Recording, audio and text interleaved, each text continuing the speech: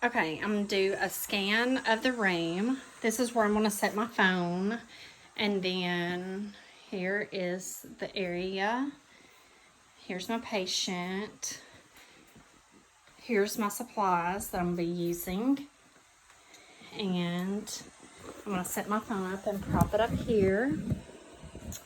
Okay, so let's see. Okay. Hi, my name is Ashley Farmer. I'm a nurse practitioner student, and today is August the 24th, 2022. I'll be doing the head-to-toe assessment on my patient. First, I'm going to start off by doing a skin assessment. I'm going to do the head, face, the neck. I'm going to do anterior chest, posterior chest. I'm going to look at abdomen. I'm going to go ahead and look at upper and lower extremities. And her skin is warm, dry, pink, soft. Her skin tone bounces back. She's got one scar on her leg. There's no open lesions or anything. She's got multiple nevi on her body. And next we're going to go to her head. So her head is normocephalic, symmetric, midline position. I'm going to inspect her head. So first I'm going to start off by inspecting her scalp. Her hair is blonde, it's soft, it's thick, it's evenly distributed on her head. There's no infestations, no tenderness, no lesions, no depressions or anything. Next, I'm going to palpate the temporal arteries. So there's no tenderness there, correct? Correct. Then I'm going to do lymph nodes next. I'm going to do pre-auricular, post-auricular, occipital, tonsillar, submandibular, submental, anterior cervical, posterior cervical, supraclavicular. All the nodes are small, mobile, and there's not any tenderness or anything. Then I'm going to do cranial nerve, number 5, and I'm going to palpate TMJ. So I'm just going to have you clench your jaws, open and close your mouth. So there is no subluxation, no tenderness, no crepitus. All of that is good. And then sensory for the light sensation, cotton ball. So I'm going to have you close your eyes. I'm going to have you touch your, and you can you feel all those areas that I touch? Yes. Okay. So her sensation is intact and she can feel those all across her face. Then I'm going to do cranial nerve number 7. So I'm going to have you smile, frown, raise your eyebrows, pucker your lips, and then your cheeks also. And then I'm going to check your ears. So I'm going to look at your ears, and they are in normal position bilaterally and symmetric, and they're normal shape and size. And then I'm going to palpate the pinnae and tragus. There's no tenderness, no masses. And then I'm going to inspect the auditory canal with the otoscope. And I'm going to pull the pinnae up and back. And we're going to pretend that my light is working. The batteries went dead. So I'm going to pull the pinnae up and back. And I'm going to take a look with the otoscope in her ears. So while I do that, so it's pearly gray. It's white periphery. It's light reflective, concave. There's no exudate, no lesions, no swelling, no redness or anything. And then cranial nerve number 8, I'm going to do the whisper test. So if you'll just turn this way for me. If you'll just cover one ear, I'm going to whisper something. You tell me what I say. 99. Okay, cover the other ear. 99. Okay, so bilaterally, she's able to hear. And then I'm going to do the Weber test for... Okay. I'm going to do the Weber test for lateralization. So I'm going to put this to the top of your head. And are you able to hear it in both sides the same, or one more side than the other? Both the same. Okay, so that's done, and that's bilaterally. Then I'm going to do the Ren test. And so for the Ren test, it's air conduction versus bone conduction. So we're going to do 2 positions. We're going to do the fork, and we're going to do it back to the back of the bone, behind the ear, to the mastoid bone, and then up above. And you just tell me when you can no longer hear. I can't. Okay, and we're going to do that bilaterally to that. And so she was able, air conduction was greater than bone conduction. So then that was done bilaterally. And so now we're going to do to the eyes. So your eyebrows are symmetric, your eyelashes curl, palpebral fissures are tested and they're normal. And then we're going to look at your eyes. So we're going to do that bilaterally. The upper and lower conjunctiva is pink, it's moist. There's no lesions, no exudate. Your sclera is white, and that's done bilaterally. And then cranial nerve, number 2, we're going to do visual acuity and peripheral central vision. So we're going to do a Snellen eye chart, and we're going to pretend that I'm 20 feet away and just cover one of your eyes and read the lowest line you can read. SPH. Okay, and the other eye read. SPH. Okay, and then both eyes. SPH. Okay, so we're just going to say that she's got 20/20 vision, so she did the eye chart. And then, okay. Okay, I think I cover one eye. Okay, and then tell me what number. 2. Cover the other eye. 1.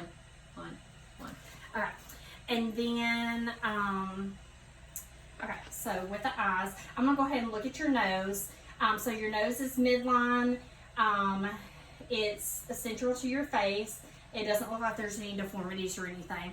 Cranial nerve number 3, we're going to do the light, either a pen light or we'll just use the otoscope light. Okay, so direct consensual response to light. So I'm going to shine an eye in one of your eyes, and so I'm going to shine it. Well, that's not working, so we'll just say this other eye. Okay, okay. I'm going to shine the eye in your left eye, and your right eye constricts consensually. I'm going to shine the eye in the right eye, and your left eye constricts consensually. You got normal pupillary response to light. Test for accommodation. So you're going to look at my finger, and it's going to go towards you. And so you're able to focus on my finger, your pupils constrict, and your eyes cross, and then just look at my finger behind. So that's just showing that her eyes accommodation and convergence is intact. And then, okay, your pupils are, when you use the light, your pupils are equal, round, reactive to light and accommodation. Then we're going to do cranial nerve number 3, 4, and 6 for the conjugate gaze. So I'm going to just do 6 points, and you just keep your head still, and you just follow my finger. Okay. And then, of course, we're going to access for red reflex, and she has that. And her other eye structures on the inside are fine. She has bilateral red reflex. Her fundus is free of lesions. Her optic is visible, and that's it for that. Okay. Let's see. Let's go ahead and do your nose. Okay. So we're going to check and see if your nose is intact. So if you'll just close one side of your nose and smell the other side, close the other side nose, smell the other side, and sniff through both sides. And if you don't seem to have any problems breathing, pretend my light's on, and we'll look, and it looks like her nares are intact and free. And then, are you able to smell that? Mm-hmm. Okay, so her smell's intact. So that's cranial nerve number 1. With that, and her nares being patent bilaterally, I'm going to check her maxillary and frontal sinuses. There's no tenderness, there's no swelling, there's no pressure or anything. I'm going to look in her mouth and throat. So if you'll just open up, and I'm just going to take a look. Okay, so, and after looking at her lips, and tell you her lips are pink moist, there's no cracks or anything. Her teeth are aligned. If you'll just stick out your tongue. Okay, when she sticks out her tongue, her gums, her buccal mucosa, her floor of her mouth are pink and moist. Her uvula did rise and fall when she said ah with phonation. Okay, her salivary ducts, her posterior pharynx, her tonsils. There's no redness, no swelling, no exudate. Her tonsils were grade 0. When she did the ah a second ago, that was cranial nerve 9 and 10. And of course, when her uvula rose and fall with phonation. Then cranial nerve number 12, stick out your tongue move it side to side and up and down. So her tongue is midline without spiculations. And then we're going to move on to the neck. Okay. So her trachea is midline. We're going to move on to the thyroid after that. So if you'll turn this way. Okay. So her thyroid, if you'll put your hand to the, towards your chin to your chest, and then move your head to the right. So I'm going to palpate and you'll swallow. Okay. And then move your to the left. And if you'll swallow. So I'm palpating for the thyroid. There's no nodules, no goiters. She's able to swallow, no enlargements. Then I'm going to check carotid arteries. So I'm going to check those bilaterally. And then I'm going to also auscultate those with the bell side of my stethoscope. So I'm going to auscultate both sides bilaterally. There's no bruise. Then I'm going to do the posterior side of her chest. So I'm going to take a look at her chest. And I'm going to feel her. So if you'll just take a deep breath in and out. Okay. And looking at her nose and everything, there's no nasal flaring, there's no use of accessory muscles, tripod position, there's no retractions, no cyanosis, no tachypnea. Her chest rises and falls, and her back does also. And then I'm going to palpate her chest. No, I did that already. I'm going to do tactile fremitus. So when you feel my hand, say 99. 99, 99, 99, 99. 99. Okay, so I'm going to do that in all areas of the back and do that. And so the vibrations were equal, and so all that was fine. And then I'm going to percuss over her posterior lung fields in the intercostal spaces. Okay, I'm going to this. Okay, so I'm going to do that, and I'm going to do 10 points. And I'm going to, wait, you probably need to go to the side a little bit so we can see the camera. Yeah, okay. Okay. So I'm going to percuss, and there should be, did the 10 areas of that. So all that is normal. Then I'm going to auscultate all the areas of the lung fields for the posterior side with my stethoscope. So I just need you to breathe in and out.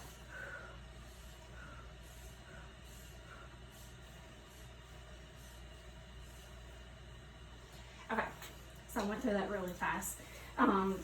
So we did all that and down in the base of her lungs. So I didn't hear any adventitious breath sounds or anything that was abnormal. And then agophony.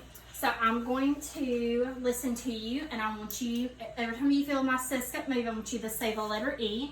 E, E, E, E, E, E, E, E. Okay. I'm going to do the same thing. I'm going to do bronchophony, and I'm going to do those 8 areas also. And so, did I tell you to say 99?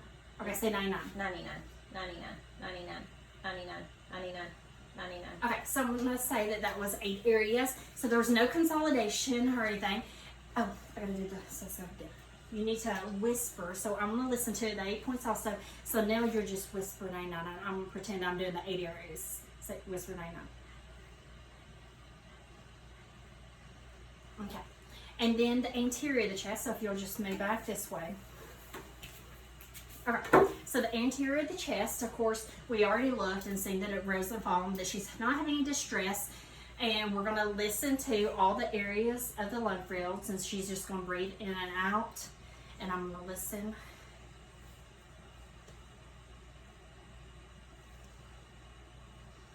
Okay, I didn't hear any breath sounds. I heard breath sounds, sorry. I heard breath sounds. There was like no consolidation or adventitious breath sounds, nothing sounded abnormal. So she was able to breathe in and out while I did that. Then I'm going to do the heart. So I'm going to listen to the 5 areas of the heart. First I'm going to do the diaphragm, then the bell side. So I'm going to listen to the aortic, pulmonic, herbs, tricuspid, mitral, and then I'm going to go and listen to all those same areas with the bell side of the stethoscope. And then I'm going to do the point of maximal impulse, which is to the left sternal side, to the left of the 5th midclavicular. So 65 beats per minute, normal rate and rhythm. Okay, 65 beats per minute, normal rate and rhythm. S1 and S2 are audible, no S3, S4. no murmurs or gallops. So now I'm going to have you lay down.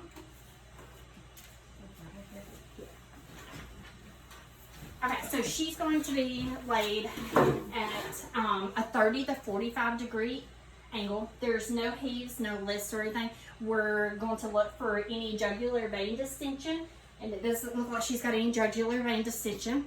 And then I'm going to listen to those heart sounds again, and then I'm going to do it with the diaphragm side. So I'm going to listen to aortic, pulmonic, herbs, tricuspid, mitral, and then I'm going to do the bell side to all those areas also. S1 and S2 were audible, regular rate and rhythm. There's no murmurs, gallops, normal heart sounds. So then we're going to look at her abdomen, and it looks like her abdomen is soft, rounded. It doesn't look like there's anything abnormal about it. So first we're going to auscultate the aortic. We're going to use the bell side. So we're going to do aortic, renal, iliac, and then femoral. So we're going to listen to those and make sure that there's no bruise. And then we're going to auscultate the 4 bowel sounds. I keep taking my scope on and off. Okay. Okay, so the 4 bowel sounds. We're going to listen to left lower quadrant, left upper quadrant, right upper quadrant, right lower quadrant. And those sounds are normal, active. So then we're going to percuss those areas and palpate. There's no tenderness. There's no tenderness. There's tympany over the organs. Dullness, flatness. Then we're going to do the palpate for the liver. We can feel the edges of the liver. There's no tenderness or anything. And the spleen, we cannot feel the spleen. Okay, so then we're going to have you, I guess, sit back up. You can sit back up on the chair. Oh, CVA tenderness. So turn where we can see your back. So turn towards the bed. Okay, so for the CVA tenderness, we're going to hit, okay, and there's no tenderness and no problems in that area. Musculoskeletal, so we're going to inspect and palpate the hands if you'll turn back towards the camera. Okay, so we're going to do, whoops, don't need to stand in front of the camera. We're going to, here. Well, I was going to say I need to get in the camera too. Okay. So fingers, wrist, hands, elbows, shoulders. There's no deformities. There's no crepitus or anything. No edema, no nodules. Symmetric bilaterally on all sides. So let me see your fingers. Capillary refill, less than 3 seconds. Radial pulses 2+. Then we're going to access range of motion of fingers. So we're going to do, okay, let's do the ones. Okay, adduction, abduction, flexion, hyperextension, extension, thumb opposition. I think that's it. Okay, and then we're going to do your wrist. Okay, so ulnar deviation, radial deviation, flexion, hyperextension, extension, rotation, and then we're going to do the elbows. So we're going to do, okay, so we're going to do your elbows and all the way back. So that's flexion, extension, hyperextension, and then range of motion of the shoulders. So you're going to rotate, circumduction, and then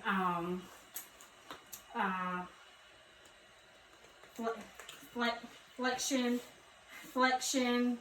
So do your shoulders up, down, back, push them forward. So that's doing flexion, extension, internal, rotation, abduction, circumduction. So that's taking care of all those. And you can go ahead and push my hands, and that's shrug resistance. Go ahead and grab my hands, squeeze them. Okay, her hand grip is a 5 out of 5.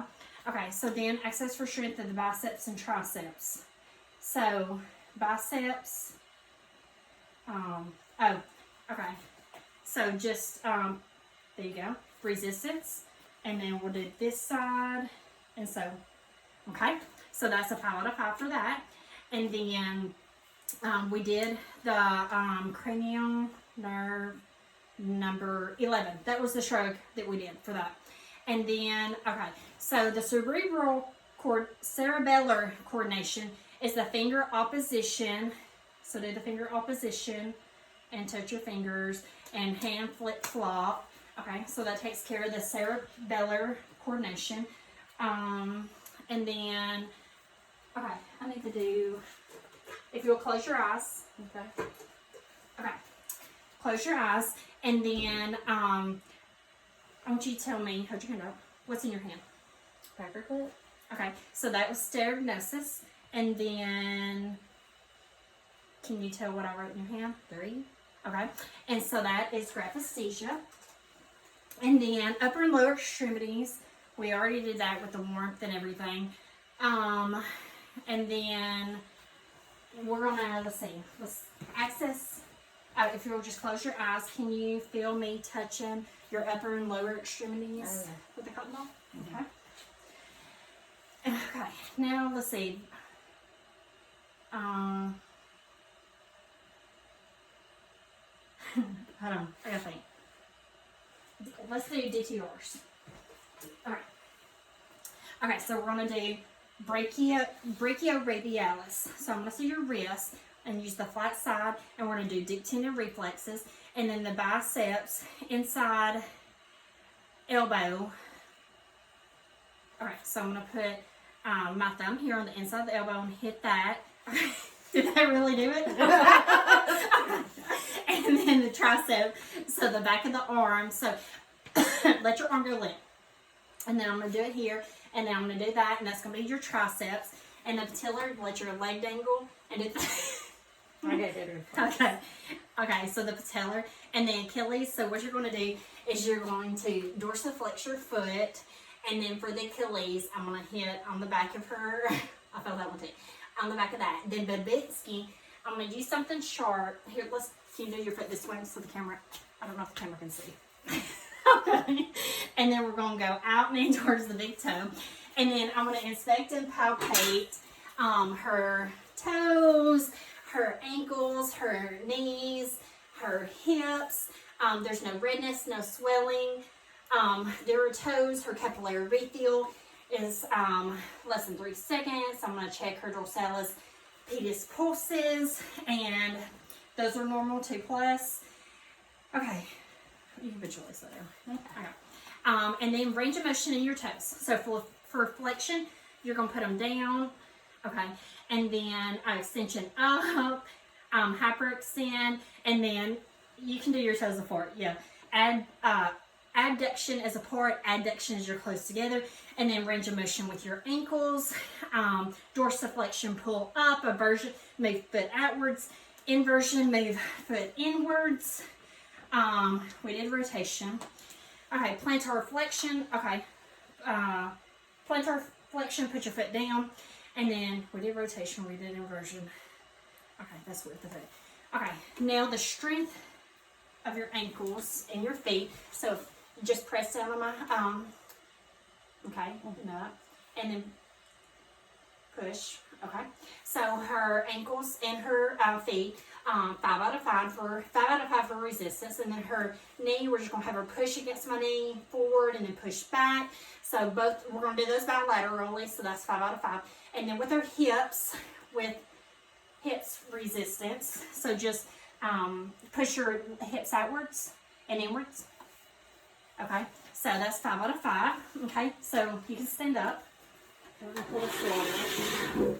Okay, so we're gonna do range of motion of the hips. So flexion, leg in front, extension, feet side by side, abduction out, adduction in, hyperextension with feet back, internal rotation with legs crossed over. Do that bilaterally. We'll do both legs bilaterally, circumduction, external rotation, crossover leg.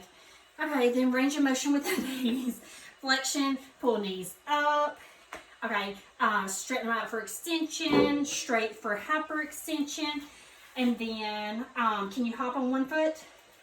Okay, hop on the other foot. Okay, and then inspect and palpate your spine. So if you'll just bend over, all the way over, I'm gonna look at her back and her spine. It's normal curvature. There's no scoliosis or anything. And then, so you can stand up.